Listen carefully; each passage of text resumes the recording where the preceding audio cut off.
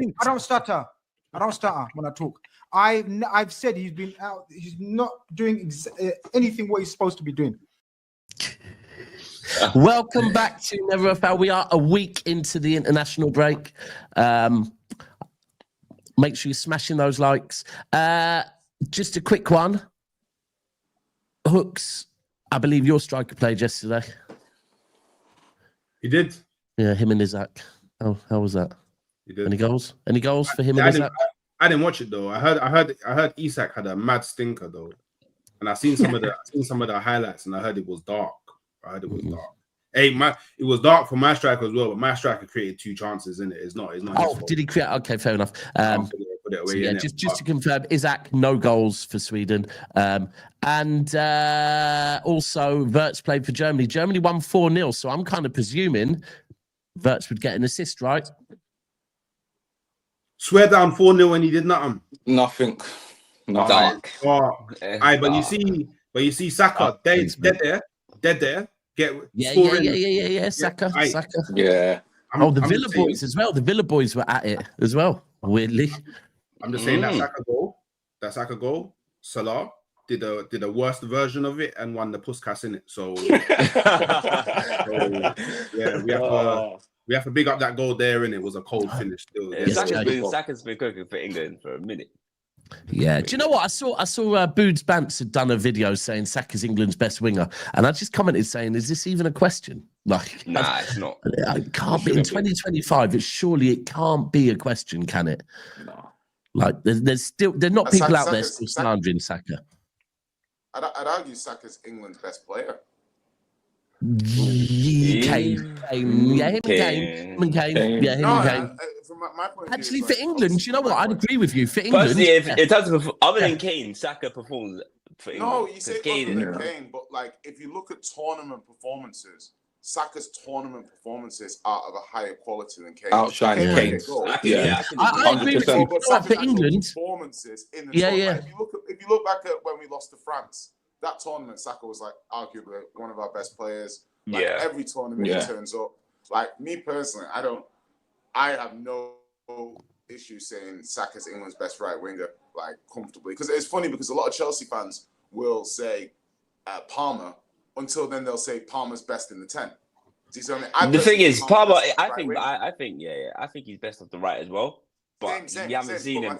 We haven't seen him. We're talking.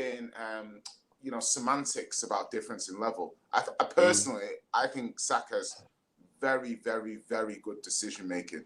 Like he's just a very good decision maker. Like we've got Kudus, and one of the things is like it's like having Kane as a striker. When you watch him, it kind of spoils every other striker for you. Do you know what I mean? Like it makes normal things like you overestimate normal things when you're watching Kane. Because then you get Richarlison, you're like, what's going on? Yeah, but with Saka, like with Kudus, it's very similar. It's like Kudus is a very, very good player. But when I see Saka's decision making in the final third, you'll then look at Kudus and be like, can you release the ball quicker? Can you do this? Can you do that? Yeah. I just think he always makes the right decision. Like, and I think that like England, they've got a good chance. I don't like Tuchel. Yeah, Jay, we were just having this conversation. Hooks, so let's get your opinion because 4 of us on this panel aren't a Tuchel fan. What about you? I don't know, man. Like, he's done good so far. Like I agree with that. I'm just not a Tuchel fan, but I do think he's England. Do you know what? England seem to be getting better each game. I can't lie. We do seem to be getting a little bit better each game. I like having an England manager that just says it as it is, man. Like I like it, someone that just comes out and just says it like when he was calling out the quietness of the England fans. I'm like, yeah, this is the stuff I want to, because I want to hear more managers say this when it's quiet. Like, why are you not ranting and raving? So look, I think that he's got the evidence that he can win cups, and that's what England need. We need someone that has that. So I'm hoping he doesn't do something mad, like leave Bellingham at home. He's looking like he's going to do something. That Bellingham decision is like the Titanic. It's coming. Like, for me, it's like you I think there's something underlying from Dortmund and Munich days. Like, because you think? when he said that thing about him, because obviously when Hotel obviously, Wi-Fi. Bro, that's just completely. Bro, don't talk shit on Tuchel. Yeah, I don't know. See, with Tuchel though, I don't know. For me, I think we can't really judge him until a tournament. Because he's a tournament manager. I don't think he'll leave Bellingham. yeah, he's a tournament man. That's what England have put all of their chips in Tuchel. Yeah, we basically said, yo, like, he's gonna do it. Like, and the thing he's still here. He's already. Jay, we can't see you. Yeah, Do you know that? Say again? We can't see you. The black screen. You see me now? I thought you'd gone. All of a sudden I heard his voice. Try leaving and coming back quickly. Nah. Try leaving and coming back, Jay. Quick. All right, guys. People, just quickly to Jay Sean, is it your first time on the channel? No, I've been on the channel before, but it's been a while. It's been at least a while back. Yeah. Big Chelsea fan. And we do have Kai making his. Is it your debut? Yeah. Yeah, Kai making his debut. For those of you that don't know, we are going to move on to this. Kai is slot out. We will move on to that. We will move on to that shortly. Do you know where I am? Right, I said this to Cass the other day. The one thing that I do want with England, is I don't want players shoehorned into positions at England, right? So I want Tuchel to work out who his 10s are, who his wingers are. And ultimately, if, like, as an example, as a City fan, right, if Foden is not one of his, like, if he's not going to play Foden in the 10 or the 8, don't take Foden to the World Cup. For me, like, just go, do you know what? I'm taking Cole Palmer, I'm taking Bellingham. Pick who you are taking. I don't want to see no more shoehorning for me. My only I agree. is that with Southgate, like, I feel Southgate could manage egos pretty well. He could manage the egos in the squad well and harmonize them. With Tuchel, I feel like he's going to go down the angle of, I'm going to leave good players at home who don't want to take a bit part role. Do you know what I mean? Which is fine. That's his approach, and he wants to do it. Well, I don't know. No, I think he's setting up for that. Like, it's like, so for me, when I look at the squad now, you know, he's left out Grealish, Foden, and who's the other one? There's someone else as well. Bellingham. Grealish, Foden, and... So Bellingham not injured? Bellingham's not injured then? No, he's back. He's back. No. But I think, don't you think he's left him because he just came back? So you don't rush him into it now. Yeah. So but my thing, okay, so if you just come back from injury, right, Bellingham wants to come to the squad. He's fit and available to play, yeah? You're not taking him because now you're saying he's not getting enough reps. Lewis Skelly went though, right? Yeah. He did make a comment about Lewis Skelly, but then he started him. He did make a comment saying... That's the point. All international managers are hypocrites. You have to be a hypocrite because the decision making you make cannot be consistent. You always have to be like, there's always going to be one or two players that you're going to be like, I hear hypocritical. Yeah. Do you know, because you can't build a squad without being a hypocrite. So for me, I'm like, okay, Lewis Skelly's barely played this season, but he's in the squad. Do you see what I mean? Like, he'll stay set play. Like, for me, it's a bit different though. Say again? It's a bit different though. Like, we it's have not, high. It's no, but you know why? Do you know why it's different? The logic is Bellingham's not fit. Yeah, or Bellingham hasn't played enough this season. Lewis Skelly's barely played this season. But you know why it's different? It's different because we have high competition for places in midfield. We don't have high competition for places at left back. So even though Miles Lewis Skelly is not playing that much, he has played here and there. Like, Livermore is the first team left back. Which, like, anyway. Okay, so if you're like, backup. Objectively, yeah, in that instance of like him picking players like Gibbs White and stuff like that, who I think probably should. I'm a big Gibbs White fan, but he probably should. And to be fair, Gibbs White for England so far, he performs. He does perform for England as well. He's performed. Okay, so I'll say, like, okay, look at, say, Tyreek Mitchell. Yeah, surely Tyreek Mitchell could have a go.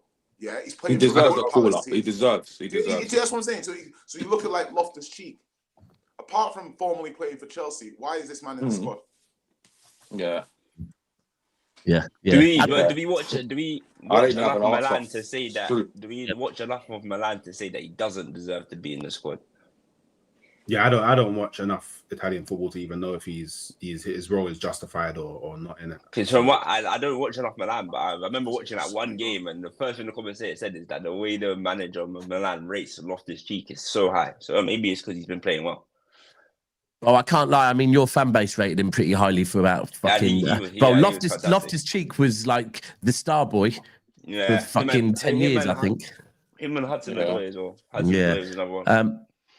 But no, I mean, there's other things like, I guess the Henderson thing's a bit weird to me because, like, are you taking Henderson to the World Cup? Because if you're not taking Henderson to the World Cup, what is it that you need to learn about Henderson? There's nothing you need to learn about Henderson. And I can't lie, Hooks, if I'm you, because I know how I feel about Stones getting played for pretty much the whole game. If you are like, I don't understand why Saka was playing for so long after coming back, being pretty recent back from an injury. Bro, what are you learning about Saka? Saka is England's right back. You don't need to play him for right winger. You don't need to play him for the majority of a friendly after just coming back from an injury against fucking Wales. But that just seems to be an England manager thing that they just don't know what's weird, going on. Isn't it? Yeah, it is weird. It is like, weird, bro. For me, like the friendly, I don't need to know what Saka can do. Yeah, I already know what Saka can do. Like, and if you don't already know what Saka can do, then why are you the manager of England? Like, facts. And that's the same for me with Stones. Look, the thing with Stones is probably if Stones is fit, then he should start. But if you play Stones too much, he's going to get an injury. We all know that about Stones. So I don't get why, again, against Wales, you're playing him for fucking most of the game. Did you see FIFA had to give Newcastle 6.5 million in compensation because Visser got injured on international duty?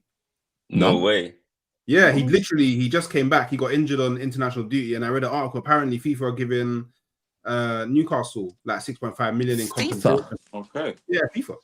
So not the country, FIFA. Yeah, apparently FIFA. I don't know if it's the FIFA association. Yeah, I don't know. Yeah, the association. Apparently, the association is giving them compensation for the injury. That's crazy. I have always wondered about it. Like Newcastle must have said for them that they didn't recommend Wissa going. Maybe, who knows? But I've always kind of wondered about players' contracts because, like, if you're owned by a club, right?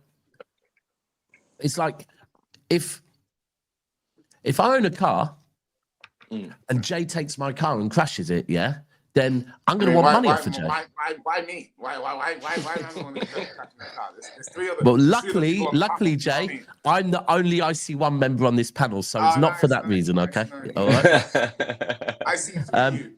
Okay, go on. Okay. People, make sure you smash the like buttons. The likes are only at 54 at the moment. There's nearly 300 people in it. Let's get those likes way over 100, please, so I don't have to ask again. Incidentally, if you're wondering why I keep going in and out, I'm actually on holiday at the moment, right? And it's like, so I'll say, like, nice. Where are you? I know. I'm in Cyprus. I just came back from Cyprus last week. Yeah, it's nice. You know what? It's decent, man. It's decent. It's not bad. It's not bad. It's hot there, man. So I'm just like, sat in a dark room doing football content, which is exactly what you want to be doing on holiday, isn't it? Bro, you know what I hear it, bro. I hear it, bro. I hear it. Right then. So, looks like Slot is getting a new deal, and we have someone on the panel that's not very happy about that. No, I'm not happy. We're getting rewarded for, I think, a bit too early. Just like with Arteta when he got his contract. I mean, you know, Slot's won a trophy. Because I wasn't gonna say this, but it's compelling me. Has anyone ever told you look like a black David Raya? No. No. Man said a black David Raya. That is honestly, like swear I do see it, you know.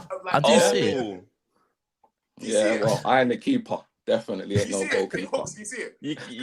I can definitely see it. I can 1 million %. Yeah, Hey, that's David, good. David Ryan with Platts, I hear it, man. Yeah, it's so funny. Yeah.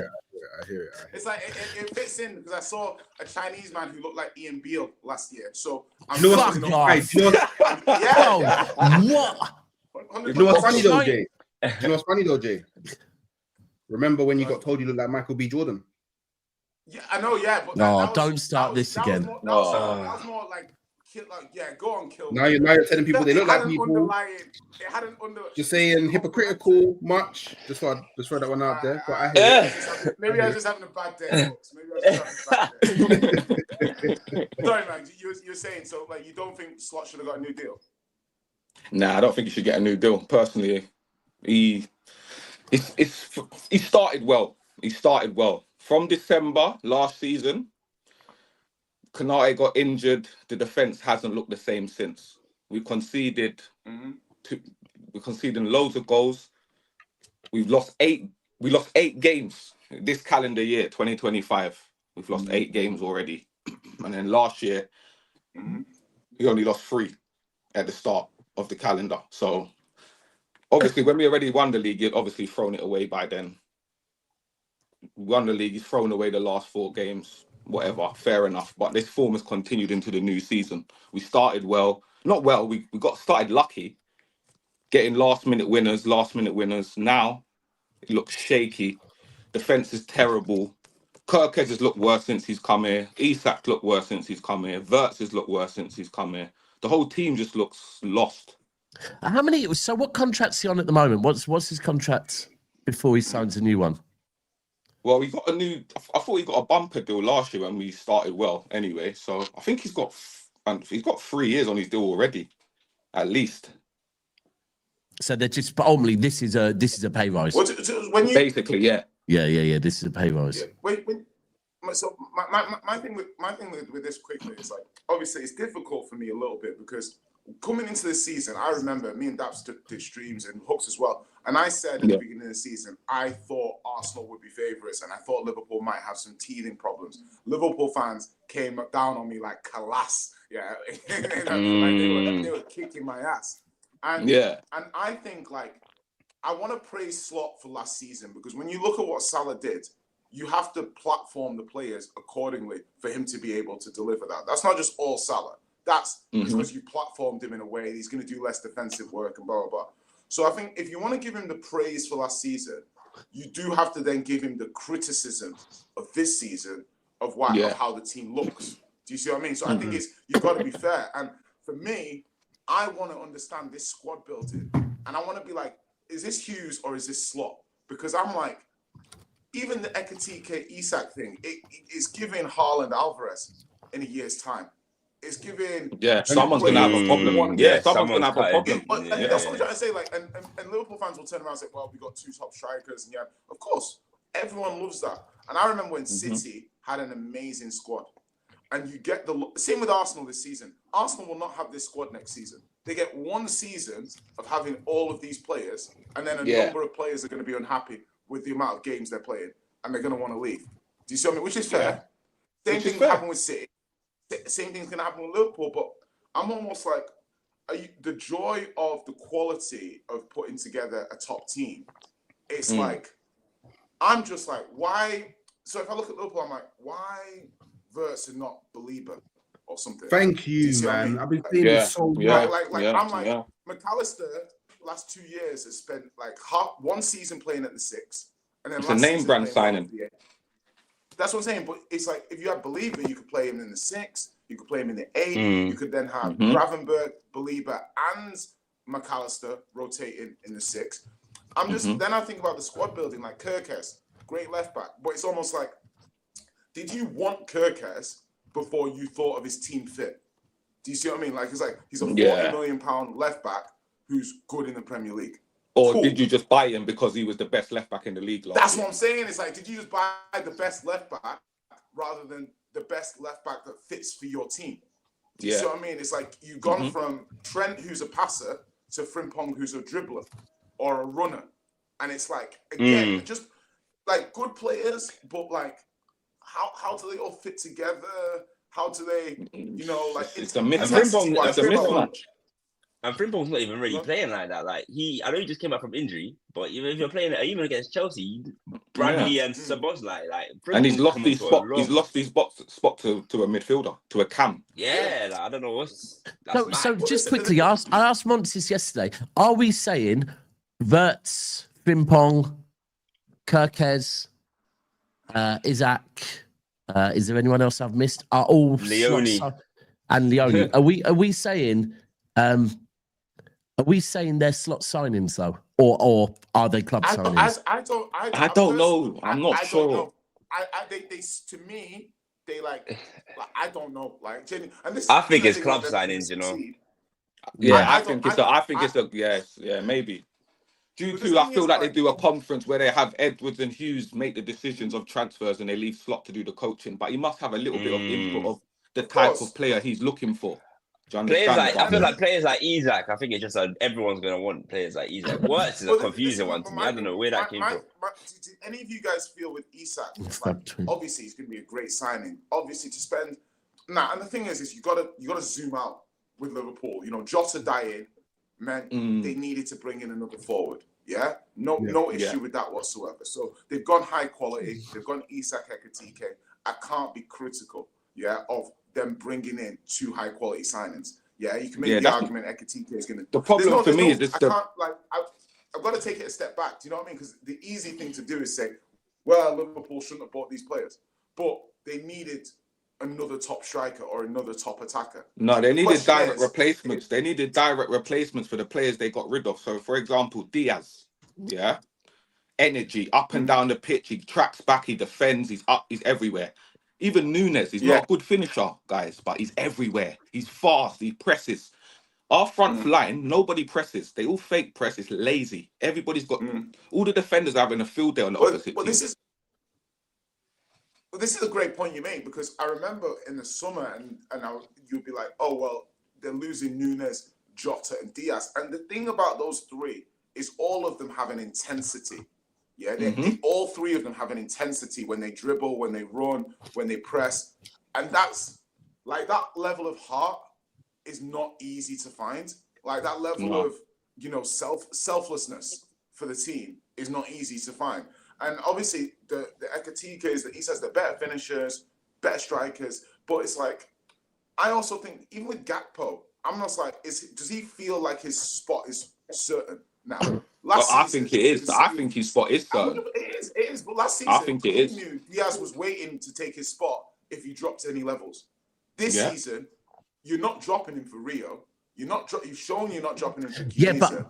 But would you? Well, the only thing is when Isaac is fit, which I mean, he's starting for Sweden, he's starting for Liverpool, but apparently he's still not fit. So we move. But when Isaac is fit, but Jay, just so you know, Isaac, Gyokeres, Wirtz, all blank yesterday for international.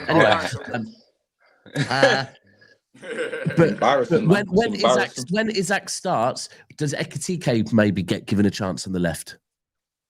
I think if you look at what Ekitike like, they both see them. I can see from Ekitike. I'd play both of them. This is like an internet body language leader. He thinks he's the guy. Yeah, I can tell from his body language. Yeah, you can tell in it. He thinks his shit don't stink. He thinks like. But you need that as a striker. As a striker, you need that. Bro, he's like, I want to be a number 9. Like, both these guys want to play number 9. Both these guys are near £100 million players, and they both best position is number 9. They both want to play number 9. Like, we'll play both of them. Change the formation. What baffles me the most is you see, like, because even the start Ekitike made to you lot. Before Isaac was even like, before Newcastle were like, we ain't selling him. I would have just said, I'm charging it. I'm not even buying Isaac. Bro. Because the way I'm not even buying him. It's like you're in the store for too long and you feel embarrassed to leave without buying something. Exactly. Like, That is it. That is it. I'm like, you could just, like, why not? And this Isak, right, is a top. And I don't want people to think I don't think Isak's a top player or I don't think it's going to work out. I'm just like, this is the Matilda gluttony that kid was eating that chocolate cake with. Do you know what I mean? That is like gluttony, greedy. Where it's like greed. It's like you've given the manager all these players, and it's like, work it out. And fans don't care about the fact that it's just like £400 million worth of talent. You know, just make it work. And life isn't like that. Like you gotta. Do you know what I mean? It's like how can you look at Wirtz and you look at Isak and you say, okay, great, Isak proven in the league. One thing is like, okay, I always like to buy players where it's like you've got very low risk profile. So if you look at Gyokeres and Isak, right?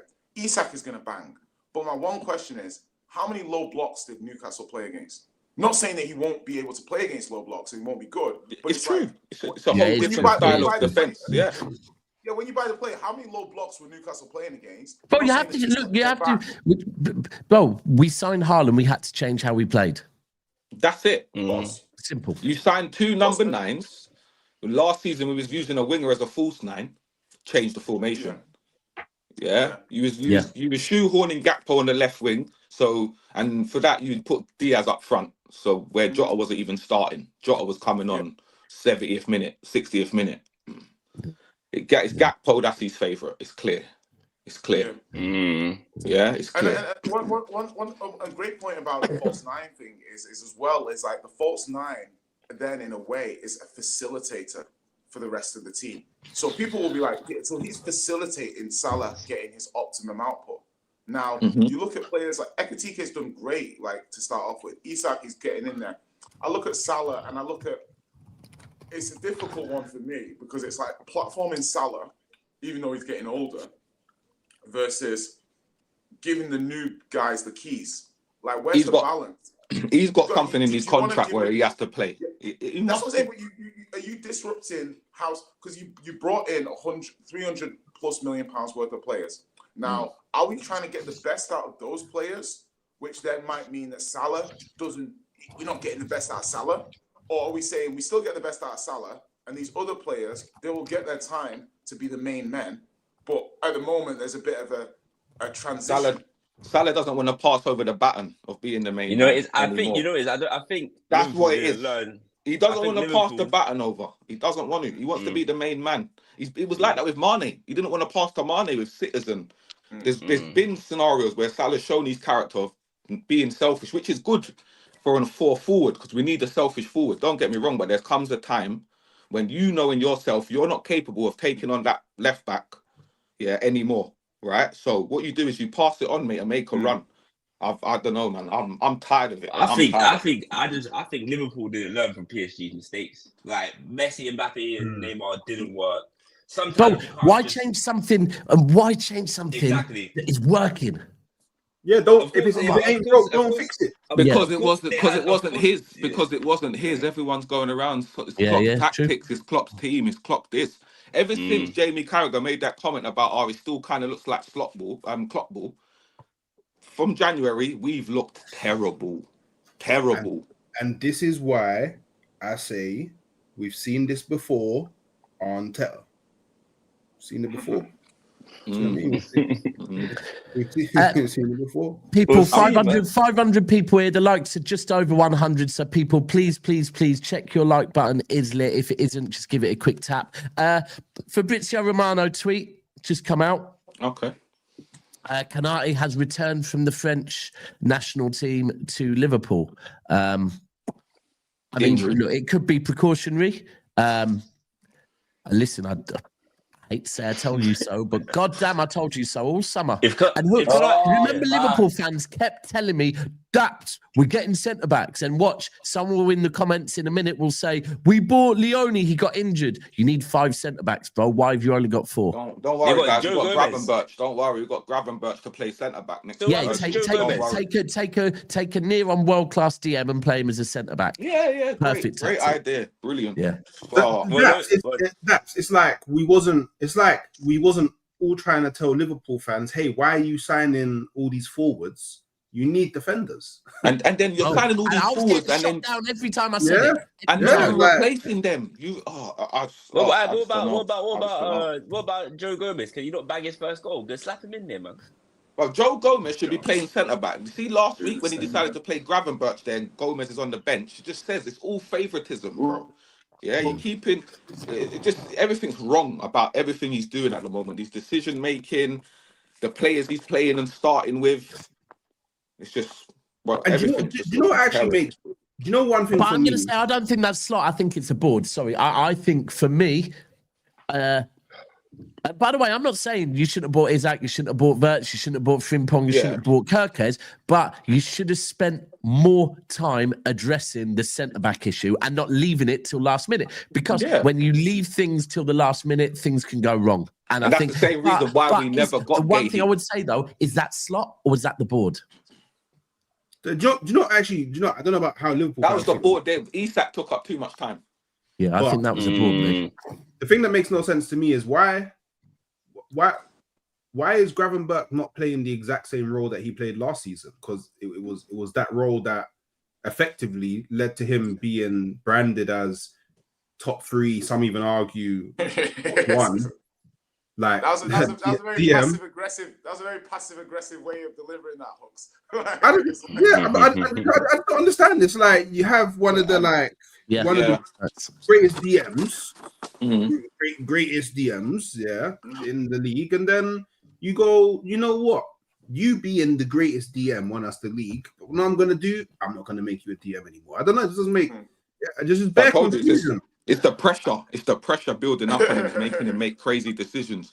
You put Gravenberch centre back and bought an Endo, and Chiesa's sitting there, guys. This is the main topic for me as well. Chiesa. I think he hates him. I will go back. It's a personal thing. 100%. But I will go back to the Bournemouth game. There was sign at Bournemouth. Correct me if I'm wrong. Bournemouth was the first game of the season, right? Yeah. And in the second half, and obviously, basically, what's happened is Trent has gone, and he don't know what to do about that, right? But in that Bournemouth game, I'm pretty certain you played 3 people at right back. Endo came on at one point as right back, and after like 10 minutes, they were like, nah, we can't deal with this, and had to bring on Gomez as well. So the code is 78. Sorry, food's there. But there was signs from the first game that he doesn't know at the moment what is best. I mean, I hate to say it, and it seems mad that as champions, you should know what your best 11 is. Yeah. And this is what. All right, another question, guys. Who has Slot improved?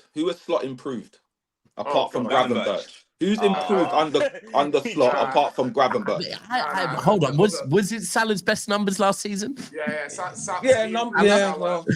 Well, we had the same kind of thing in his first season under Klopp. Last season, Konate was very good. But I can also say I'm not taking. Konate wasn't very good. He was very uninjured. No, but then as a byproduct, but then you can make the argument of, for example, under Ange, as a Spurs fan, I look at Van der Ven now. He can play every week. When he was playing last season, it was like he had to be rested.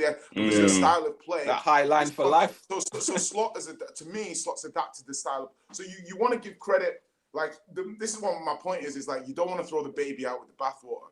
Yeah. So it's you're at a point now, and you're like, right, you're gonna psychoanalyze everything. But for me, it's you came in, nobody expected you to win the league. Really came in, delivered the league, adapted the style of play. You overachieved. So this season arguably is what last season could have looked like. Do you know what I mean? And it's when you deliver success that quickly, now we're being hypercritical because you're judging it from the lens. And it's one of those things when I'm on this show and people will be like, you're more critical of Arsenal than you are of Chelsea.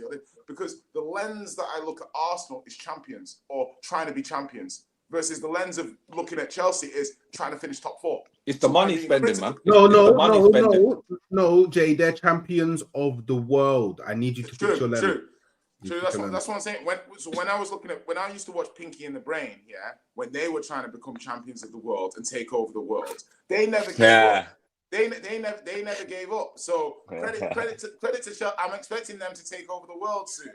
You know, and Maresca's got that soon come. Pinky brain. But back to Liverpool, it's I'll look at it and I'll say, listen, I try and be quite balanced, even though people think I try to be balanced. And I'm looking at Liverpool, I'm like, okay, 2 injury time goals. Same thing with Arsenal. If they don't get that injury time equalizer against City, people are looking at their start to the season different. Liverpool don't concede that last minute goal to Palace, don't concede the last minute. We're looking at it differently, even though they're not playing well. No, we deserve it. We deserve them last minute goals. We deserved it. Live by the sword, die by the sword. You're scoring late goals. And I just think yeah, the balance of the team and everything is just, it's not quite there at the moment, but it's early. So Bosley has to play right back. Shout out to Mont. So Bosley has to play right back for this team to look any bit more balanced. As soon as this Frimpong and Gyokeres on the wing back positions, it's too weak. I don't know what happened. But then this is a problem. But then now, last season you had Salah, who maybe isn't the best at pressing, but that's okay because you had Szoboszlai, and you had Diaz, right? And you had Jota or Nunes, who were both better pressing. Now, you haven't got players that press as much. And so it's like, right, Szoboszlai needs to play right back. But okay, that's fine. But Szoboszlai in the 10 is probably your best presser. So it's all, and it's kind of mad how last season Szoboszlai was pretty much like, you know, people weren't really rating him. No. Now all of a sudden everyone's going, fucking hell, this team needs Szoboszlai in about 3 positions. He's the only player in the team with legs. He's the only player in the team that can get up and down the pitch for 90 minutes. It's a great great point by both of you, because Szoboszlai, they almost need 3 Szoboszlais. Yeah. That's what we need. They need to prestige his ass. Do you know what I mean? Just like, motherfucker. Like, so it's like, I'll look at Szoboszlai, and last season I was watching him, and about halfway, and that's one of the reasons I don't want to give up on Wirtz. I say give up because I was talking spicy. Oh no, give up on him, Bob. Give up on him, bro. Nah. I was saying he was one of the best number 10s. This season, forget about him. Just forget about Wirtz this year. Just forget about it. That's what. But Szoboszlai, this is the thing with Szoboszlai. He has intensity, and he's almost like a cross country runner that plays ball. Do you know what I mean? Like, he just runs and runs. Sorry, who are you talking about? Szoboszlai. Right, okay. I was good because I was going to say, if that's what we're doing now for Wirtz, then we are doing way too much now. This is mad. This is mad. Right, people, let's move over to Arsenal because I know, Hooks, you've got to make a move soon. 546 people in here, like everyone's saying. Make sure you're smashing that like button, please, people. Right, so I think news coming out. So, Hooks, what's your take on this? What the papers are reporting is that, and I don't know if you've noticed this, obviously you watch Arsenal more than me, but it does make sense. With Gyokeres coming in, with Gyokeres coming in, Saka is no longer getting doubled up on because defenders are now having to. And I get that. We had that at City as well with the Haaland thing. Is it? And that's why we're seeing potentially what they're saying is we might see the best Saka now with Gyokeres. See, I agree. I part agree because I don't think it's just Gyokeres. Like, there's too many dangerous people. Too many runners. Yeah, like for example, if we play a game where we've got like, I don't know, Ødegaard, Eza, Gyokeres, Saka, and Trossard playing, or even Martinelli, you've got too many man there. Well, sorry, just quickly, and I don't know if you mentioned him, but Calafiori as well as a runner, bro. If you have fullbacks that are running, then people have to go with them. They have to go with them. Declan Rice as well. Declan Rice. Yeah. So, Definitely. I tried to tell everyone about Calafiori. Like, why are you running? I like, just where are you going? Like, Calafiori does a bit like Walker used to do it, right? Walker used to just bomb forward, and sometimes he wouldn't get the ball, but you have to go with him, right? You have to go with him, and it takes a player. The beautiful thing for Calafiori, quickly, is just like, you know, like if you're a right winger and you're tracking him, and he's ending up in the 10 position or in the number 9 position, like as a right winger, you're like, do I follow him all the way? Like, do I go all the way in, or do I stay out wide, maybe try and hit them on the counter? If you don't go in with him, they have an overload in the middle. He becomes the extra man. If you do go with him, that's what he's doing. So it's a nice tactical thing. At first with it, I was like, why is Calafiori the free man? You know, why is he the guy that they want to make? But like from a tactical point, it's effective. It's very effective. You can see why it works. Mm-hmm. So I just think there's too many dangerous people now for people to just hyper focus on Saka. And don't get me wrong, there'll still be times in games where they double up on him. But if you send any more than 2 people over there, you're doing that at your own risk, in it. And then I don't know, like I feel like a part of me still wants to see Saka be able to like comfortably deal with being doubled up on and maybe beating them and then creating his own bit of space. But you do have other people around the pitch that are helping him. I think he does enough. He does enough that sometimes, like, do you know what, bro? I'll be honest with you. Like, and all right, cool. Doku's in good form right now. Yeah, but if we remove Doku from this, someone that can be doubled up on and beat both men, right? Yeah. You give me Doku or you give me Saka, who, all right, might not be able to beat two men, but will make the right decision and impact the game. I'm taking Saka every single day, bro. Saka all day. Exactly, every single day, bro. All day, every day. Decision-making is one of the biggest, like, underplayed qualities in football for me. His decision-making is elite. Look at Saka quickly, yeah. Look at Saka. Even when he played Nuno Mendes, like easily the hardest game I've ever seen Nuno Mendes have. Easily, comfortably. Like every left back I've seen Saka against, I can't think of anyone who's clamped him. Like, Salah got put in his pocket. Salah got put in his pocket.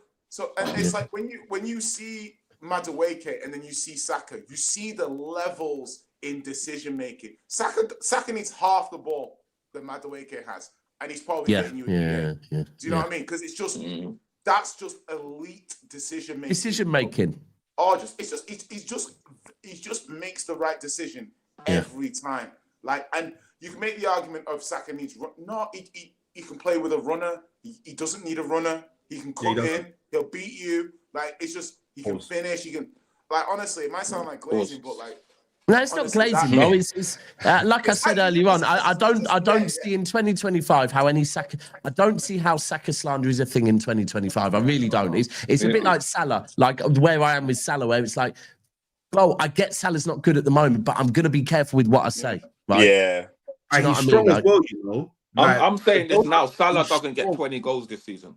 You don't think so? But you know what? Do you know what, bro? I'll be real. De Bruyne was dog shit for City last season. But you know what? Sometimes it's okay, bro. When they get to that age, it's okay to just say, you know what? They're old, right? That's what it is. Salah's going to do a Gundogan this season and get sold in the summer. That's what's going to happen. Yeah, all the hype in the summer before he actually gets back into the team, and then Hooks, the other thing I saw was I think I read this morning was, so they're talking about Jesus and they're saying that they're going to make a decision in, I think, January. They might even sell Jesus as early as January because they think that Jesus is probably going to be surplus to requirements and the injuries.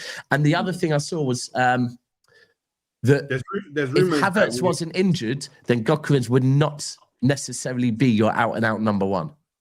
So... All right, so the first thing with the Jesus thing, like there's already rumors apparently that Arsenal have offered Juventus a deal for Yildiz, something like 43 million plus Jesus in it. So I wouldn't be surprised. Like Arsenal are probably thinking, we don't really want to give him a new contract. I think his contract's up end of the season. And we don't really want to give him we don't really want to give him a new contract because he's too unreliable fitness wise, isn't it? So if we can cash in on him and get another player, get the wages off the book as well because he came in as a star, innit? He came in as a big superstar. He's on 265, so he's on 265. Fucking big body. That'll be a nice bit of wage to free up, and then that must be one of your highest wages, right?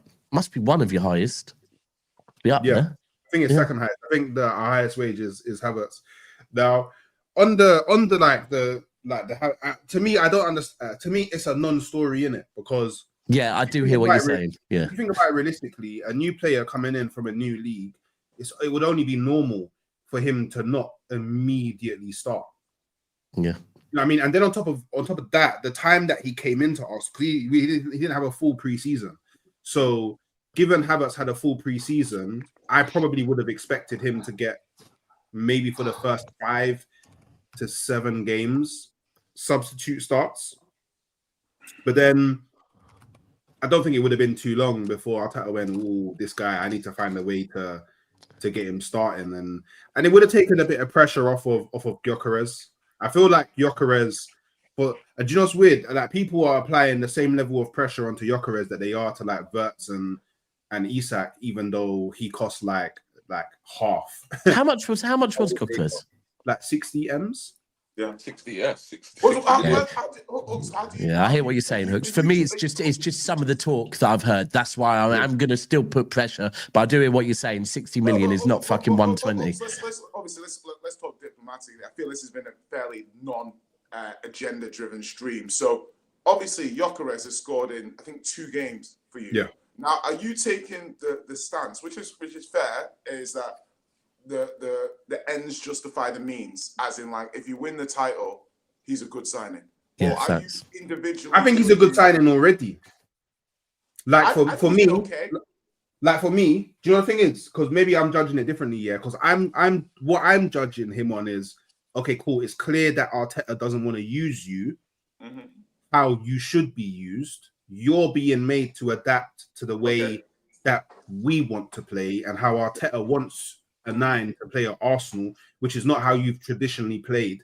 And he's actually adapting really well to that role. I will say, Hooks, that I feel like in the last few games, I feel like his contribution has increased and his quality of performance has improved.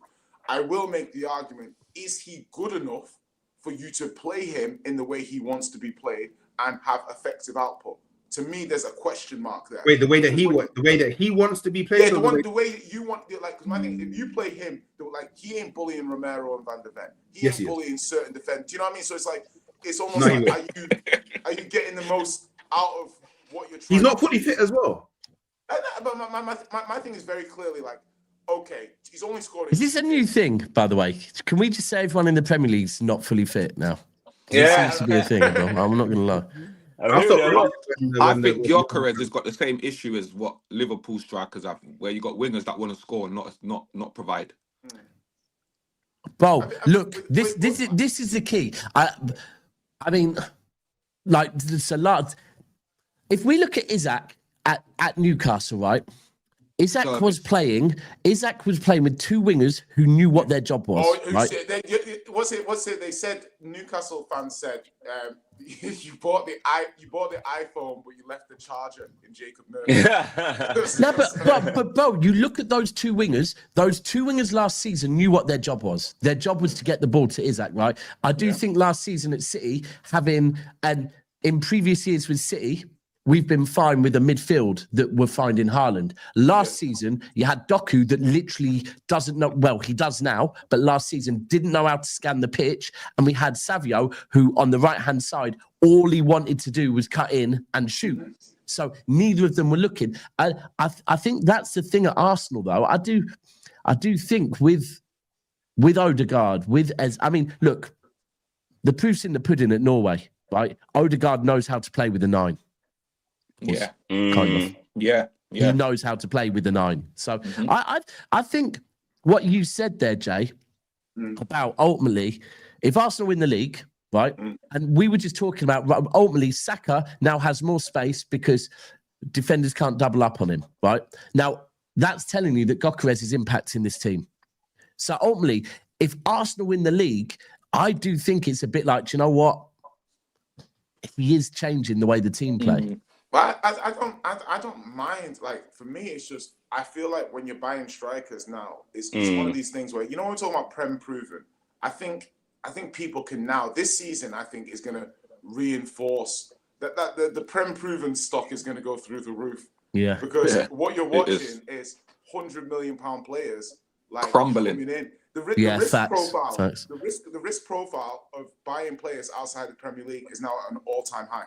It's not to say that players can't come from other leagues and smash it. It's just saying your risk profile is getting high now.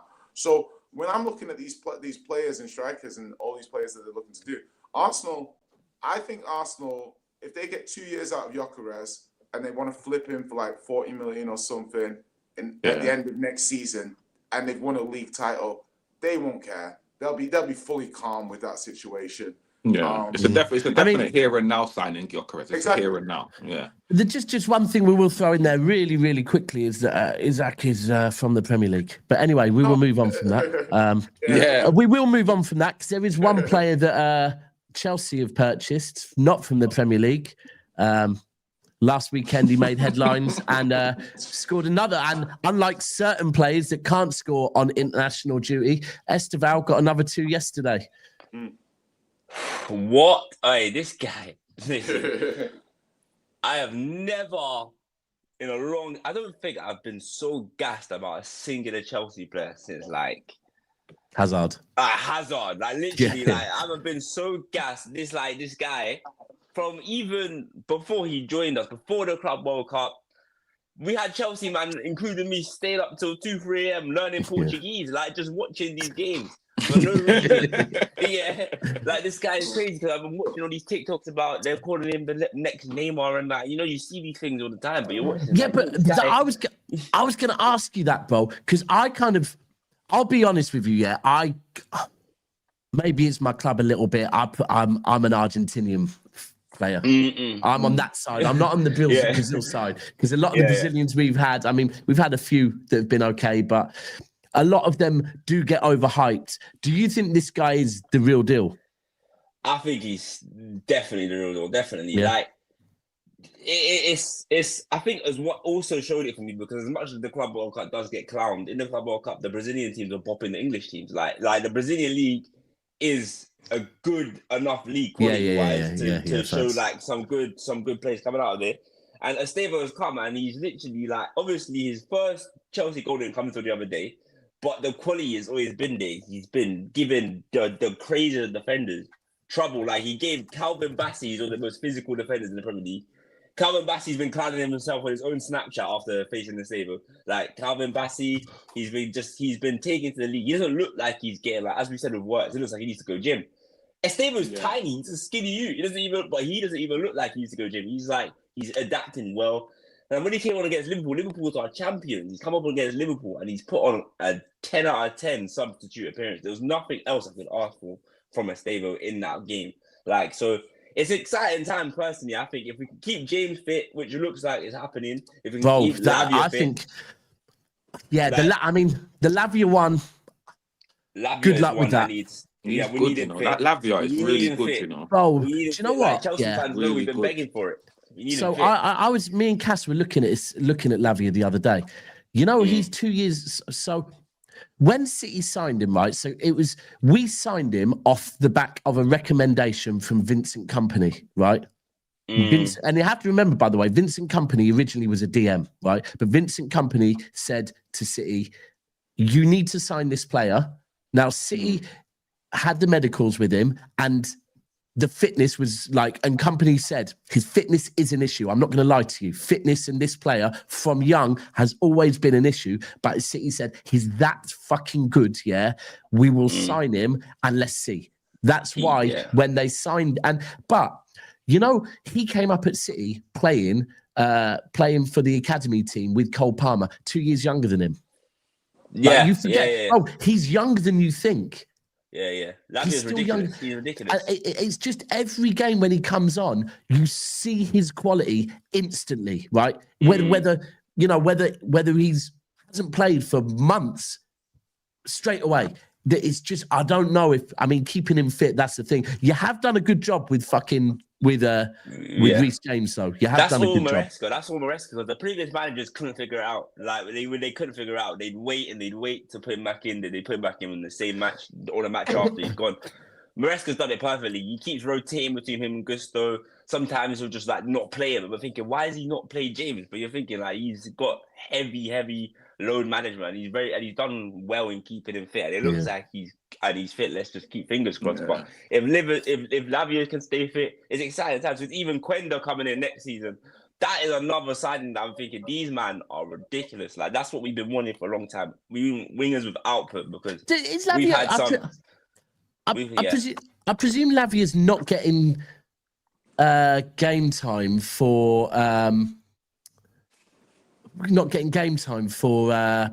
Belgium. Yeah, because of his injuries. Highly doubt it. He hasn't. I remember seeing him in the Belgian team. Like I know it's always Onana and. But he's, for me, right? We were talking. We started off the show talking about like certain players, so Saka, Stones, and certain players that you kind of say to Tuchel, you don't need to see these guys play, right? If they're fit, they should start in big tournaments. Yeah. Yeah. If you're Belgium, you're taking him to the World Cup for me. If he's 100%. fit, 100%. 100. you're taking him to the World Cup because if you don't take him, shoot yourself in the foot. yeah. I don't know. I mean, I don't know. Does anyone know? Does he get calls up to Belgium? I mean, it must be difficult. I don't think so. Not from what I remember. I don't remember Lavia ever going on international break. Never. Ever. From what I know. But for me, you're taking him to the World Cup. Like, if he's fit, you're taking him to the World Cup. Simply sure. Someone said it a minute ago. The press resistance of him is different. Out of this world. Him and Gravenberch. Them two. Yeah, this is like Lavia before when he came on against Liverpool. The last time he played for Chelsea was ages ago, and he's come on and within 5 minutes he doesn't even look. You know, most players need to get their sharpness back. They need to. He didn't look out of place. Like there was one time he got pressed differently. I can't remember who it came, and he came for him and he just done him and he just got the ball going. And you're thinking, this guy's ridiculous. Like we ain't seen him in months, and he's just in here and he's just settled quickly. I don't know if that was a Liverpool thing because Liverpool, I think, didn't play the best on the day. But even I just think we don't play good against Chelsea at all in general. Yeah, I think Chelsea in general just had a game. I was enjoying that game. We had an absolute crazy game. So I think it's exciting times once we get, because I think we've got 5 or 6 world-class players in this team. Or 5. And if we say 5, I'm gonna say Cole Palmer, I'm gonna say Caicedo, Cucurella, James, and then I think we might maybe, but we got pillars to the team. And then we've got people around it, and we just need like these players to stay fit. And then I think Chelsea, a couple of people got to be scared. You got to run, man. You got to run. We're coming. What do you think? What do you think Chelsea needs to push on for the Prem? I think at the moment it's definitely centre backs. Definitely. Yeah. Oh. Yeah. Yes. For me, it's. I still think, like, for Chelsea, and because I will still continue to hold Chelsea to the standards of back under Mourinho, Ancelotti, and whatever else. And so, based on that, I still do think they need a better keeper. I know Sanchez. Sanchez is starting to have a good game here and there, but for me, I still think they need a keeper. And defensive cover. I think it's defensive cover for me. Yeah, definitely does. Yeah. Sorry, centre backs is 100%. What we need, 100%. I tell you what, the interesting one will be as well, because the World Cup. I can't lie. I'm already starting to look forward to the World Cup, right? And I guess with Esteval, it's like he's gonna this season he's gonna kick on. Yeah, he's gonna have a good one, man. Is he going to light it up? It's Ancelotti as well. Remember, Ancelotti's the manager of Brazil. Yeah, exactly. Yeah. And the thing is, bro, he's starting, so yesterday, I was just looking at the Brazil lineup. And yesterday, he started, I'm pretty certain, hold on, give me 1 second. Where are we? Brazil. So Brazil's lineup yesterday, they started with Rodrigo in the middle, behind Cunha, Esteval on the right, and Vinicius Jr. on the left. Oh, they cooked though. They had a game. They were all just feasting. And then a certain man at centre back got a 6.9 on SofaScore. I'm not going to say who. Yeah.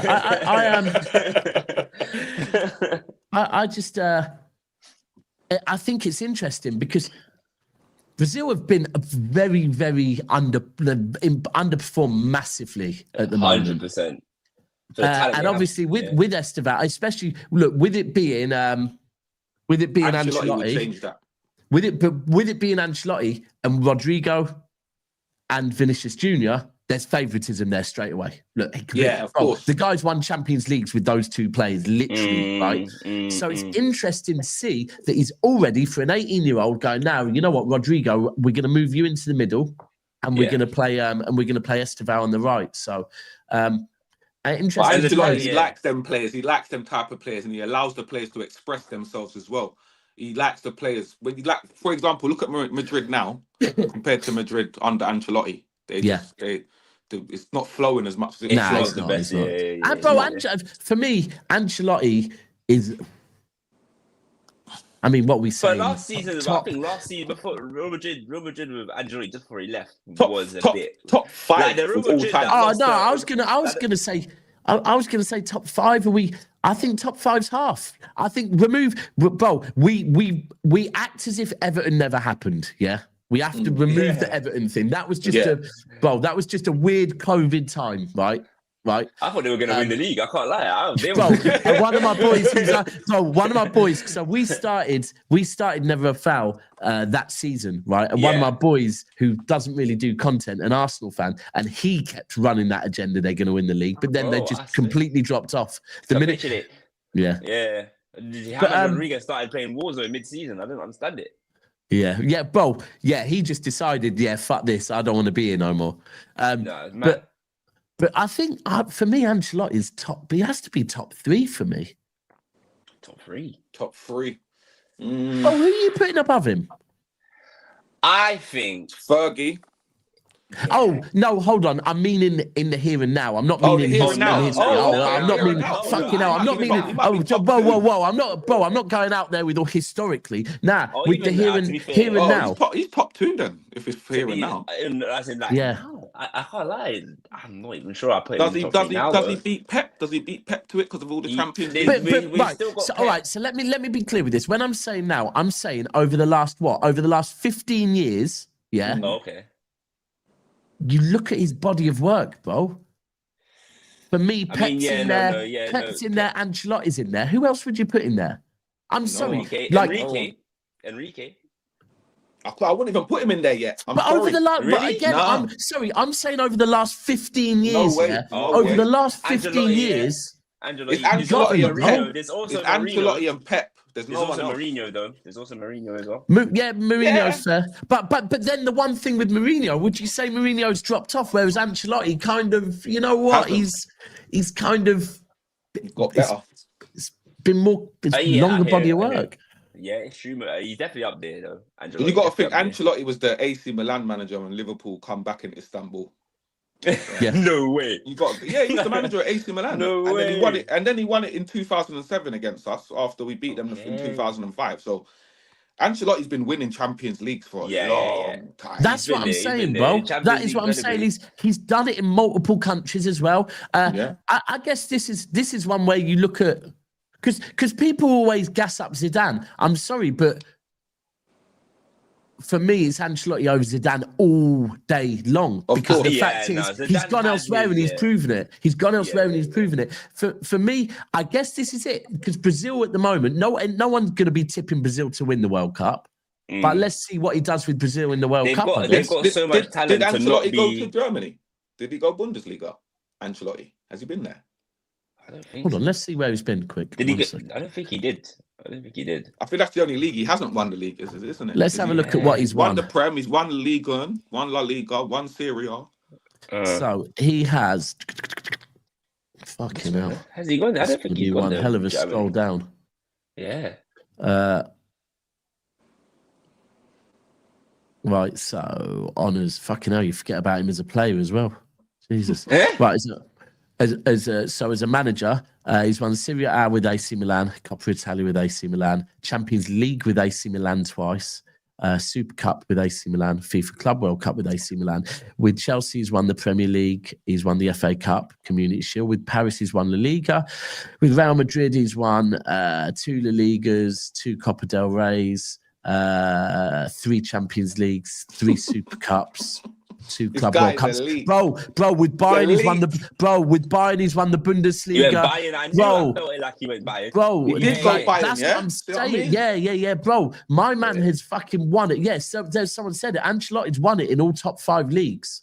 Like, yeah. What a resume, man. That's crazy. Bro, I can't lie. He's won 3 Champions Leagues with Madrid, 2 with AC Milan. It's just Bro, there's an argument with overall body of work. Like, there's an argument for him to be up there for number 1 because the fact he has done it in all 5 leagues. Like, you can't play down things like that. Win the World Cup with Brazil now. That's it. What a guy. Yeah. I would agree with that. Yeah. That's job center final boss. Yeah, done. And by the way, I don't think tactically he's amazing, but he just knows how to get the best out of players. 100%. I feel like in the team meeting, he's like, "Go on, boys, go out and enjoy yourself." Yeah. I mean, I don't know if you remember when we played Real Madrid the season we beat 4-0, right? Yeah.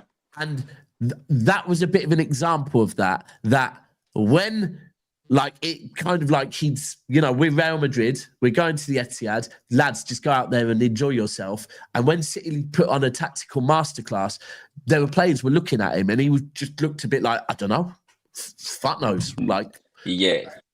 if you're asking me for tactics now, I'm really not too sure.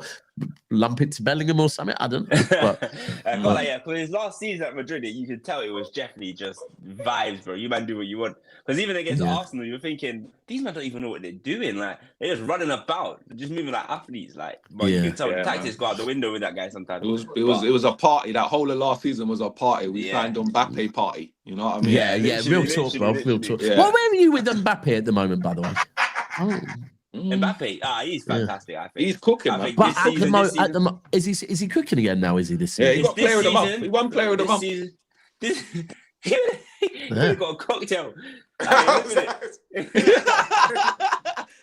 They were making cocktails outside, and they were like, I thought it was a fruit juice, and then I took a sip and sent me to Narnia. So I was like, yeah, bro, because you know them those holiday cocktails, they're not like cocktails in England. Bro, honestly, and then they were like, they do a 1 liter one, and I was just like, these guys will not see me on this stream for the next 6 months in that case. So 1 liter. Well, right then, people, we are going to wrap up here. I might be what have we got today? I might do a watch along later, maybe depending how I feel. I might do a watch along for who? Bro, I mean, there's a crazy game on today, you know. Albania versus Serbia. That's War FC, bro. That is war. Oh shit, that is war. Yeah. Bro, I mean, it's a kind of dead game to do with watch along on, but to sit and watch that, that's going to be. I might do a watch along on my City channel for Haaland. Be nice to see Haaland put a few past Israel. I can't lie. But and then maybe I might do the Portugal, but we'll see. We will see. I'll have a chat with Cass and see how he feels about watching. Portugal got, I think it's Republic of Ireland, is it? Okay. Republic of Ireland. Let me have a quick look what we got today. So we have. I might watch that. See what Conor Bradley's saying in that game. Spain, Georgia. Spain, Georgia. Okay. Spain, Georgia, Portugal, Republic of Ireland, Norway, Israel, Estonia, Italy. And the rest is Serbia, Albania. Yeah, that's a bit of a mad one. I can't lie. That's a crazy game, bro. It'd be more mad in the crowd than it would be on the pitch, though. That's the truth. 5 red cards minimum. Put your bets on. Yeah, for real. Let me just have a quick look to see if anyone is live. Showing them the love and redirect. Let me have a quick look. And people, just make sure your notification bells are on. And if we do go live later, then no